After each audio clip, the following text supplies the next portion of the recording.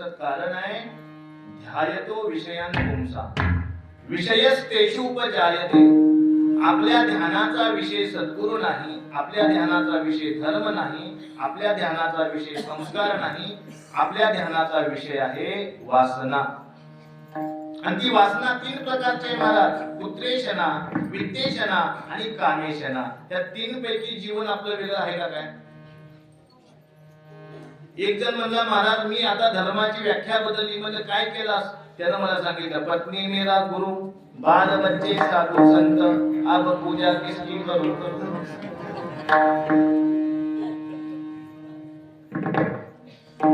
कोण धर्माची व्याख्या कशी करेल याचा अंदाज नाही महाराज, पण त्यातून आनंद मिळणार नाही. आनंदाच्या प्राप्ती करता शाश्वत ज्ञान जाणून घ्यावं लागणार आहे. मी आताच नागेश महाराजांना आमच्या म्हणालो सोंग घेऊन किती दिवस जगायचं. सोंग घेऊन किती दिवस जगायचं? एक ना एक दिवस मूळ स्वरूप करणार आहे. लक्षात ठेवा, तहान लागलेला व्यक्ती नदीच्या किनारी फिरत आहे,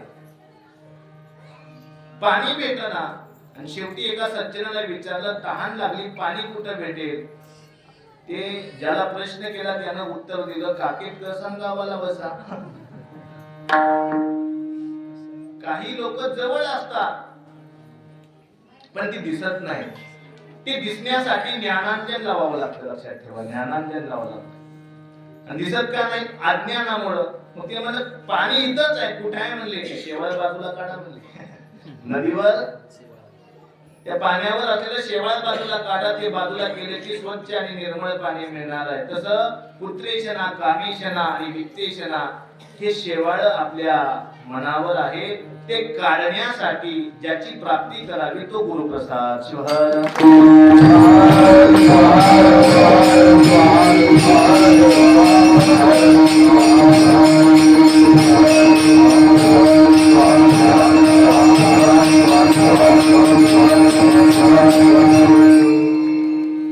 गुरुप्रसाद म्हणजे दैवी संपत्तीची प्राप्ती करणं. लक्षात ठेवा, गुरुप्रसाद या शब्दाचा अर्थ आहे दैवी गुणांची प्राप्ती झाली पाहिजे.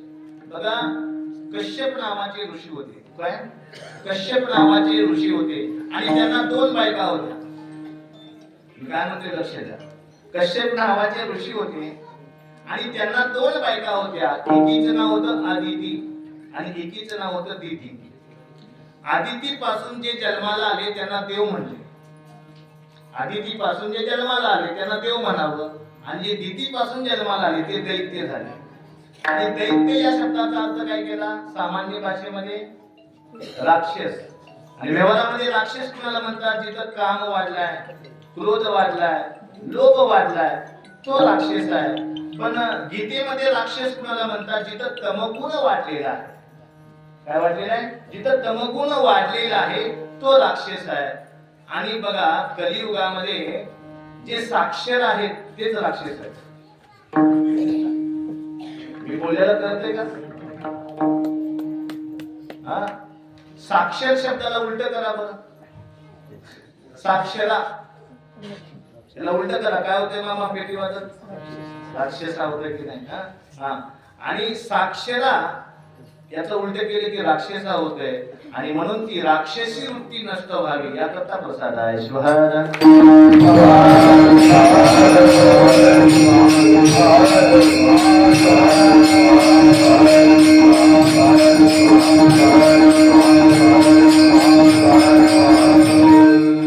श्लोक आहे साक्षरा विद्युतश्चैव ते एव तमगुणी असं सांगितलेलं आहे. तमगुणी वृत्ती जी आहे ती माणसाची राक्षसी वृत्ती आहे आणि ती तमगुणी वृत्ती माणसाला विषयाकडे वळते आणि मग त्याचा ध्यान विषय होतो. म्हणून सांगितलं ध्यायतो विषयान पुंसा.